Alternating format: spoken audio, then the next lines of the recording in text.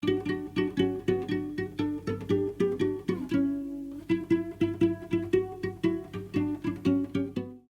à tous et bienvenue sur Batmanon prend son bouquin. Je suis ravie de vous retrouver en ce lundi 20 décembre pour répondre aux questions de la FAQ. FAQ, c'est une foire à questions. Voilà, je me suis permise de vous demander, comme ça, sur Instagram, pour fêter les 3 ans de la chaîne qui ont eu lieu il y a 2 jours, qu'est-ce que vous avez envie de savoir sur la chaîne, sur Batmanon, sur mes lectures, etc., etc.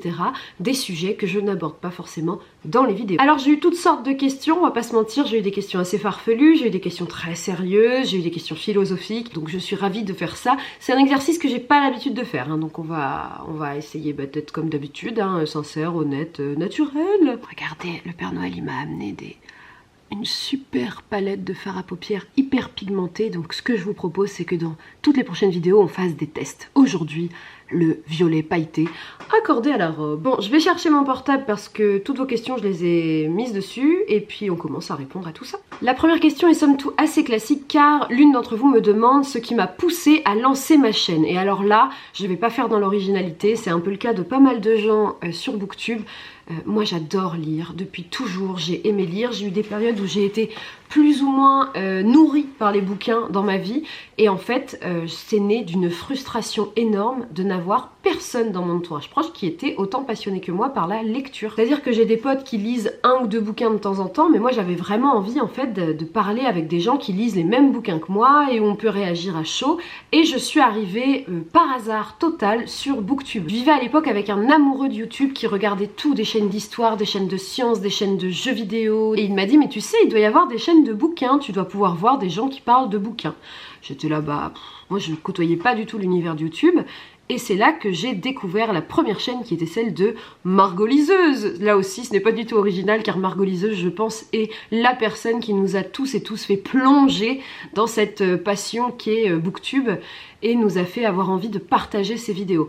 Donc c'est né d'une frustration. Il faut savoir aussi que moi j'ai toujours aimé faire de la vidéo, voilà, je viens d'un bac audiovisuel et du coup là ça me permet en fait de rebidouiller tout ce que j'aimais faire à l'époque, faire du montage. Voilà, je me prends pas non plus trop le chou, hein, vous avez remarqué, hein, en général je pose ma caméra quelque part et je tourne. Ça me permet un peu de renouer aussi avec cette passion là que j'avais ado. Et avant même de faire Batmanon prend son bouquin, j'avais une chaîne qui s'appelait Batmanon prend son envol. Je filmais mes voyages où je donnais des astuces voyage et autres. Vous vous doutez bien qu'avec le Covid, elle est totalement en arrêt depuis 2-3 ans. Et du coup, j'avais déjà renoué avec cette idée de faire de la vidéo, mais j'étais frustrée parce que quand je ne voyageais pas, j'avais envie de continuer à échanger avec les gens, notamment autour des voyages littéraires et de la littérature. J'avais commencé sur mon blog à faire un de petit sous-catégorie lecture, mais évidemment les gens qui me suivaient sur Batmanon prend son envol n'étaient pas du tout forcément des fans de lecture. Du coup, j'ai décidé de me lancer le 18 décembre il y a 3 ans et si vous regardez la vidéo, j'ai quand même l'air vachement coincée hein, au début. J'ai été terrorisée de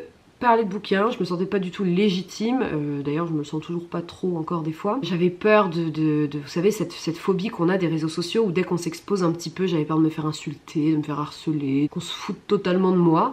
Et en fait, pas du tout, et rien que pour ça, je vous en remercie parce que putain, quelle communauté de ouf que vous êtes. Alors, on me demande quel est mon roman doudou, celui qui, rien qu'en le regardant, je me sens déjà mieux. Je pense pas que j'ai un roman doudou. En vrai, pendant des années et des années, ça a été la saga Harry Potter, au point que je l'ai lu plusieurs dizaines de fois. Oui, oui. Certains tomes même plusieurs vingtaines de fois. C'était mon refuge dès que ça n'allait pas dans ma vie, dès que je m'ennuyais, dès que je me réfugiais dans Harry Potter comme des millions de gens sur la planète. Et donc je dirais qu'en toute logique ce serait celui-ci, parce qu'il m'a accompagnée de mes 11 ans à aujourd'hui en fait. Après, des livres doudou, en fait moi juste regarder ma bibliothèque ça me fait du bien. Je regarde, parce que je ne garde que les bouquins que j'aime. Et du coup, quand j'ai pas aimé un bouquin, voilà, je m'en sépare parce que ça sert à rien que je le garde. Et du coup, juste de tous les regarder, je me rappelle où j'étais quand je les ai lus, je me rappelle l'histoire, je me rappelle de certaines émotions. Et évidemment, certains livres sont beaucoup plus forts que d'autres. C'est les livres où quand les gens regardent ta bibliothèque chez toi, tu leur dis oh, « tu connais pas ça, faut que tu le lises ». Vous voyez, moi j'en ai quand même pas mal. Alors, on me demande si j'ai une passion inavouée. Inavouée, c'est-à-dire un truc qui me ferait honte. Passion inavouée. Non, une passion inavouée. Non, parce que même quand j'étais gamine et que j'étais fan de la Starac et de Laurie, c'était totalement en accord avec mon âge et ma personnalité de l'époque, donc ça me... Non, non, non, inavoué, je suis désolée Chlo, hein, je crois pas que j'ai de passion inavouée. Vraiment une passion, non. Ah si. Bon allez, on va partir sur le culinaire. Il faut savoir que je suis une experte en deux choses, mais sincèrement je suis une experte, hein, c'est-à-dire... voilà, c'est pas du tout quelque chose de glorifiant. Il y a des gens qui sont experts en vin, en bonne bière, en chocolat, en grand repas. Moi, je suis la personne qu'il vous faut le jour où vous voulez acheter un saucisson de qualité. Voilà, je suis tellement passionnée par ça que je suis vraiment dans les supermarchés en mission à sélectionner le meilleur saucisson. Voilà, j'en prends chez des petits producteurs. Rien connaît, je peux te dire, ah, celui-là il est au noix, celui-là il est à myrtille, celui-là c'est du sanglier. Ça, pas trop de sexe à pile, hein. Mais voilà, je suis vraiment hyper forte là-dessus, au point qu'à chaque fois qu'il faut ramener un saucisson en soirée, on me demande que ce soit moi qui le choisisse. Donc voilà, j'en suis très... Deux livres les plus percutants de cette année. Percutant, la première chose qui me vient, c'est Les choses humaines de Karine Thuil. Qui m'a vraiment retourné l'esprit et m'a marqué et qui je pense est une de mes meilleures lectures de l'année. Voilà, je vous invite à aller découvrir ce bouquin. J'essaierai de vous mettre quelque part par là le vlog dans lequel j'en parle pendant que je le lis. Alors le second livre le plus percutant, en fait vu que j'ai lu 90 bouquins, je suis en train de me dire, ouais il y a celui-là, il y a celui-là, il y a celui-là, mais alors lequel autre est le plus percutant? Ah oui, si. Un autre que j'ai trouvé très percutant, vraiment dans le sens, tu le lis d'une traite, tu te prends l'émotion en pleine face et puis bah après tu digères, c'est On ne meurt pas d'amour, qui raconte une histoire d'amour entre deux voisins que j'ai trouvé assez terrible. Et pourtant, on passe vraiment par tous les stades d'émotion, par la passion, la tendresse, l'amour, la haine, le ressentiment. Ça montre le plus beau et le plus mauvais des deux protagonistes amoureux et j'ai trouvé ça super. Donc ce sera ces deux-là, Les choses humaines et On ne meurt pas d'amour, pour le côté je suis flou, je suis nette, je suis flou. Donc on est d'accord qu'il est temps que je fasse vraiment une frange, parce que certes je laisse pousser, mais là ça ne devient plus du tout vivable. Donc je pense que dans la prochaine vidéo, vous verrez qu'une frange, je risque de ressembler encore à un champignon, mais on fera avec. Alors mon repas préféré, alors comme je vous dis que des fois ça varie, attendez j'essaye de faire la mise au point. Mon repas préféré jusqu'à il y a peu, ça restait le guacamole. Voilà, il faut savoir que moi tu me fais un vrai bon guacamole fait maison avec des bonnes tortillas de maïs et c'est tout en fait. Je peux en manger tous les jours de ma vie. Voilà. Cependant, Monsieur Ours a inventé une recette l'an dernier qui me fait pousser des soupçons de plaisir, des dès que j'en mange. C'est un risotto terre-mer coquille Saint-Jacques chorizo au fromage comté et ossoriati. C'est exceptionnel, excellent, et d'ailleurs j'espère bien qu'à Noël il va nous cuisiner ça parce que là ça commence à faire longtemps. C'est vraiment le meilleur repas de ma vie, c'est ça. Tes séries doudou, oh là là, j'ai tellement de séries doudou, mais alors si on prend vraiment celle que j'ai le plus regardée dans ma vie, je suis une fan inconditionnelle de Desperate Housewives, malgré tout ce qu'il y a en grandissant dans cette série, que je me dis, oh là là, mais c'est pas du tout féministe ça. J'adore ces 4 nanas complètement fêlées, mais qui sont en même temps toutes attachantes et très chiantes sur des choses différentes de leur personnalité. Évidemment, ce n'est pas du tout réaliste dans le sens que tout ce qui arrive dans cette rue, qui est Wisteria Lane, c'est pas du tout réaliste. Enfin, si vous survivez à une tornade, un crash d'avion, qu'est-ce qu'il y a d'autre? Des meurtres en pagaille, de la séquestration, des fusillades. Si vous arrivez à survivre à tout ça, ah oui, des mouvements de foule aussi. Vraiment, c'est une vie de merde hein, si vous vivez autant de choses. Mais moi, j'ai adoré Desperate Housewives et vous savez, dès qu'il y a un épisode qui passe, quand je zappe, je m'arrête. Et alors je peux le reprendre à n'importe quel épisode, n'importe quelle saison, je me rappelle de ce qui s'est passé, je suis dedans. Après si j'ai d'autres séries doudou, j'aime beaucoup une série hyper kitsch et qui en plus est aussi pas mal agaçante parce que je ne supporte pas le personnage principal, c'est Once Upon a Time, la réécriture de contes hyper kitsch canadienne là. En ce moment je suis en train de me refaire la saison 3 où ils sont au royaume imaginaire. J'adore en fait le côté réécriture de contes. Par contre, la personnage principale là... Emma Swan, elle me fatigue, elle est trop parfaite, vous voyez, elle n'a aucune profondeur, voilà, l'héroïne plate par excellence pour moi, qui a un pseudo caractère, c'est elle. Mais tous les autres personnages, surtout les méchants en fait, j'adore. Rumpelstiltskin, la méchante reine, Peter Pan, Crochet, qui est un petit peu, vous voyez... super canon. Je kiffe bien cette série là qui est aussi une série doudou. Et sinon ma dernière série doudou que j'ai beaucoup poncé aussi, c'est Downton Abbey. Voilà, parce que Madame Patmore. Juste pour ça, clairement, Downton Abbey, je connais l'histoire par cœur et j'adore. Alors Alors, une de mes copines s'est glissée inopinément là-dedans pour me demander la recette de ma sauce tomate maison. Voilà, je suis assez fan de ma sauce tomate qui est sûrement la recette la plus simple du monde. Alors Eva, rien que pour toi, tu achètes de bonnes tomates, de préférence de saison et bio, des grosses tomates bien juteuses. Tu vas les mettre dans de l'eau bouillante pendant 30 secondes, mais avant tu vas faire une petite croix sur le haut de la tomate, d'accord? Comme ça va te permettre d'enlever la peau.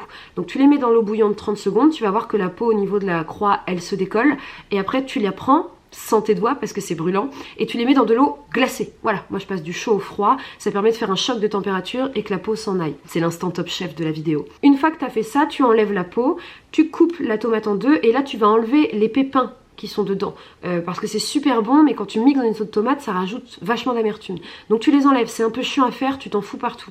Moi en général les pépins je les garde dans un gobelet et après je les mets dans une vinaigrette, tu vois, ça donne un peu de tomate même quand il n'y a pas de tomate. Une fois que tu as fait ça, tu te retrouves avec une sorte de chair de tomate toute molle, et bien ça tu la mets dans une casserole avec de l'huile d'olive. Moi je rajoute des gousses d'ail que j'ai bien coupées en petits morceaux, un oignon bien émincé. Plus tu fais des petits morceaux, plus ce sera facile à mixer après, hein. Et du coup tu mets tes tomates là-dedans. Une bonne sauce tomate c'est 8 à 10 tomates, tu vois.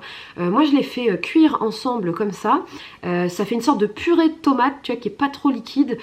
Après, en fonction de la consistance que tu veux, moi je rajoute, et ça c'est mon côté normande, une louche de crème. Vraiment pas beaucoup, un petit peu de crème liquide et je mixe. Et là tu as ta sauce tomate. Tu ajoutes sel, poivre, un tout petit peu de piment et voilà. J'espère que c'était clair pour toi. Je vous laisse vous aussi tester la sauce tomate improvisée de Manon étudiante qui fait grave l'affaire. On me demande, alors ça commence avec les questions farfelues, si je préfère aller voir Michel Sardou ou Jean-Luc Lahaye en concert. En condition avec des potes, en se marrant et voilà, en étant en troisième degré, Michel Sardou, il y a moyen de se fendre la tronche sur La maladie d'amour, il y a moyen de faire bouh sur Femme des années 80. J'irais plus à celui-là, mais vraiment si tu m'obliges quoi. Alors, et on me demande si les chats complotent pour dominer le monde. Je pense que non. Par contre, je pense que mes chats, clairement, pensent qu'ils dominent notre famille. Surtout Spiro. Voilà. Je pense que comme ce sont des chats chiens qui ne nous lâchent pas d'une semelle et qui veulent vivre chaque moment de notre vie, même quand tu vas aux toilettes, les chats attendent devant la porte. Je pense que oui, ils ont une sorte d'emprise sur ma vie familiale. Après, de la dire qu'ils veulent dominer le monde, non, car ils sont assez peureux. Donc dès que j'en trouve la porte, qu'ils viennent mettre leur petit museau curieux comme ça.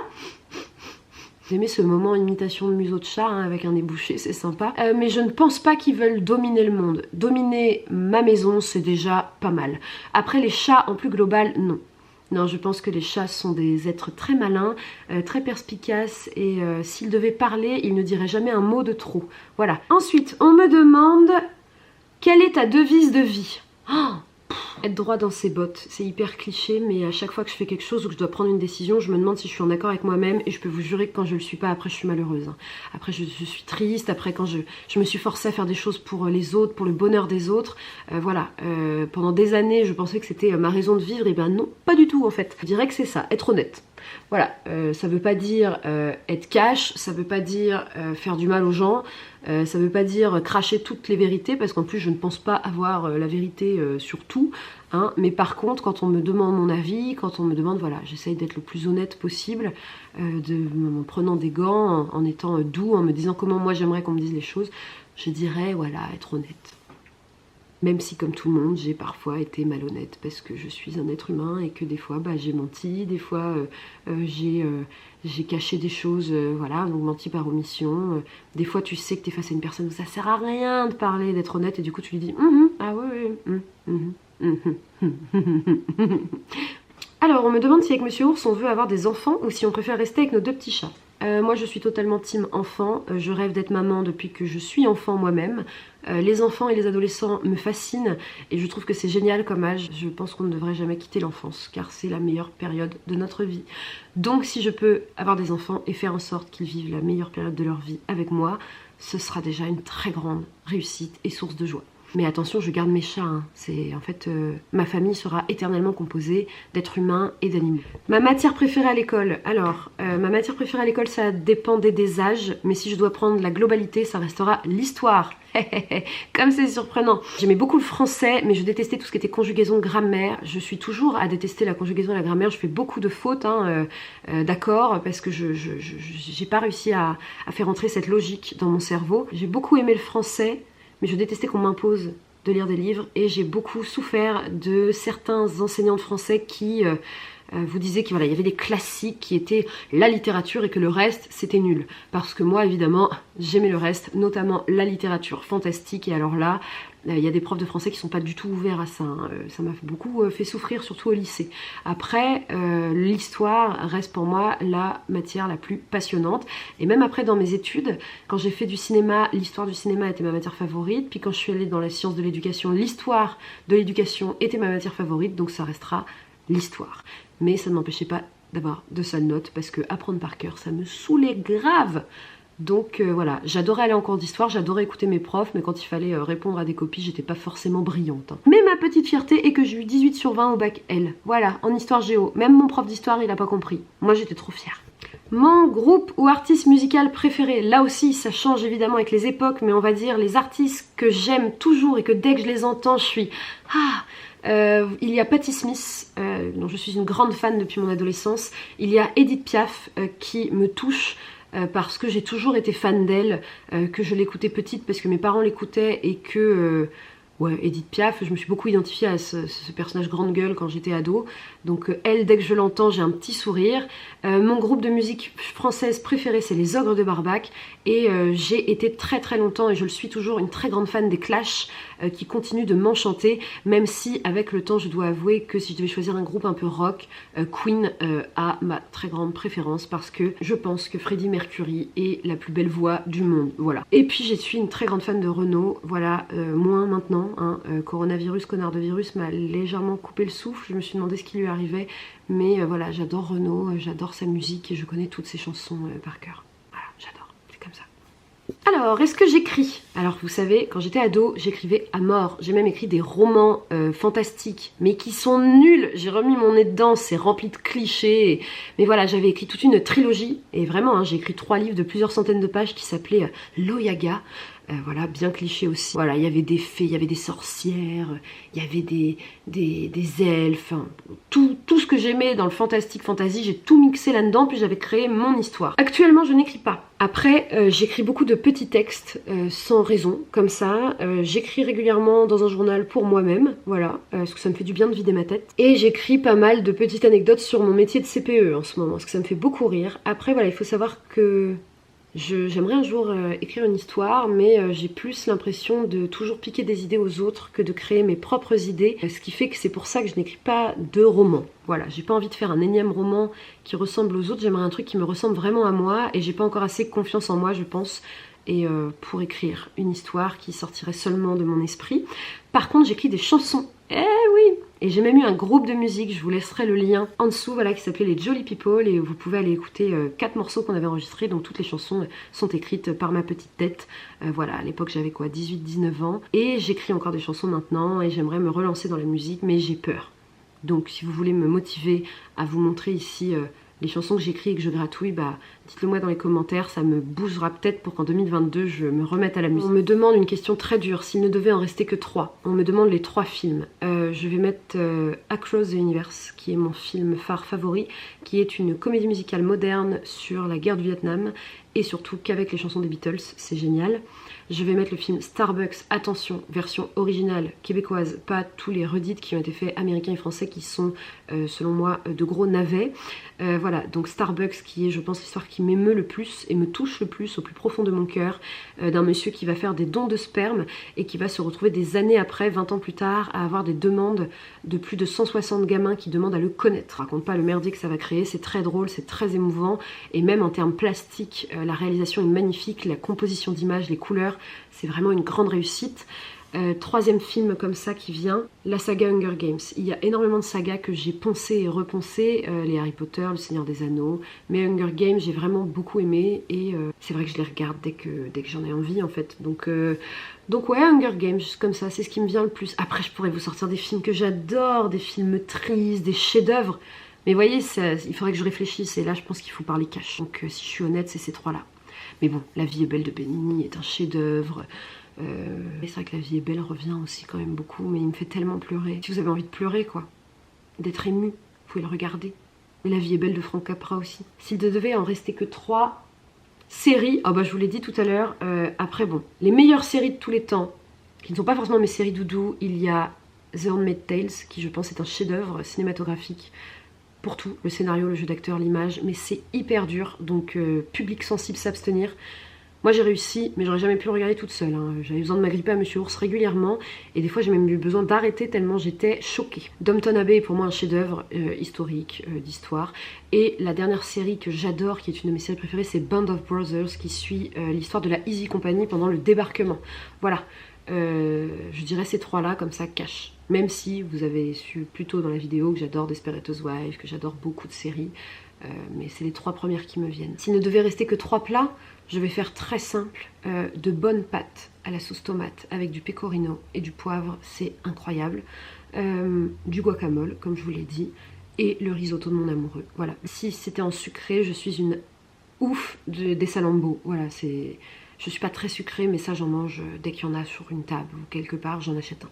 S'il ne devait rester que 3 musiques, c'est Quand qu'on va où de Renaud, Straight to Hell des Clash. Et j'aime beaucoup cette chanson qui passe partout et je ne sais même pas qui l'interprète. Vous savez, le remix qui fait Le temps est bon, le ciel est bleu, j'ai 2 amis qui sont aussi des amoureux. Qui je crois est la chanson que je chante le plus. Voilà, je connaissais la version originale, mais le remix, je passe mon temps à fredonner cette chanson au point que les élèves la fredonnent avec moi quand ils m'entendent, pour vous dire. Et enfin les 3 livres, c'est très dur d'en choisir que 3. Mais là, comme ça, cash, je vous dirais La voleuse de livres de Marcus Tuzak, c'est pas très surprenant. Ne tirez pas sur l'oiseau moqueur de Harper Lee et la saga Harry Potter, évidemment. Et voilà, ce sera tout pour cette vidéo FAQ. Je vous annonce quand même qu'il y a en ce moment un concours pour fêter les 3 ans sur la chaîne. Il faut aller sur mon compte Instagram ou sur ma page Facebook pour participer. Voilà, je vous fais gagner 2 super livres des éditions Julliard qui ont fait découvrir Françoise Sagan. C'est pour ça que je vous propose de gagner le recueil de poésie de Françoise Sagan qui vient tout juste de sortir, et aussi un livre féministe qui s'appelle Les Oiselles Sauvages, qui raconte l'histoire de 2 femmes et de leur combat féministe au quotidien. Je ne les ai pas encore lus, ils font partie de mes lectures pour 2022. Donc voilà, rendez-vous sur Instagram ou sur Facebook pour participer. En attendant, je vous embrasse. Merci à tous d'être là depuis 3 ans, je suis tellement ravie. Et on continue pour 2022, pour cette 4e année ensemble. Vive la vie, soyez heureux, mettez un pouce, abonnez-vous, je vous kiffe. Bye bye.